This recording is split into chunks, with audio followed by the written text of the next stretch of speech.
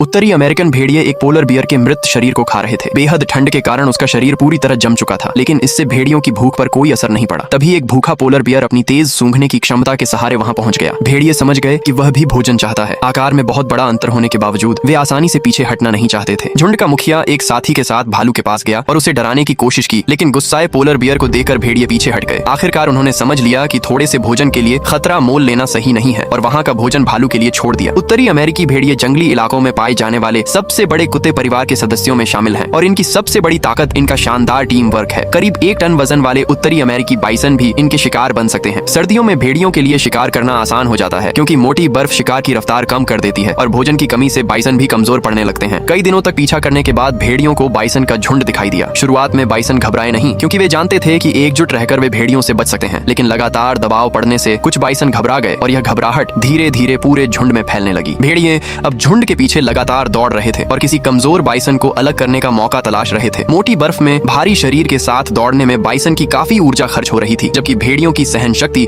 उन्हें लंबे समय तक पीछा करने में मदद कर रही थी। आखिरकार एक युवा बाइसन थककर झुंड से अलग हो गया और भेड़ियों ने उसे चारों तरफ से घेर लिया। अकेले उसके लिए इस घेरे से निकलना बेहद मुश्किल था। बचने की कोशिश में वह एक बर्फीली धारा में कूद गया। कुछ समय के लिए उसे राहत जरूर मिली, लेकिन भेड़िए किनारे पर धैर्य से उसका इंतजार करते रहे। ठंडे पानी में ज्यादा देर टिक पाना मुश्किल था और भेड़ियों ने उसका पीछा छोड़ने का कोई इरादा नहीं किया। जाते जाते लाइक सब्सक्राइब करके आपका फोन अभी कितना प्रतिशत चार्ज है कमेंट बॉक्स में बताते जाना।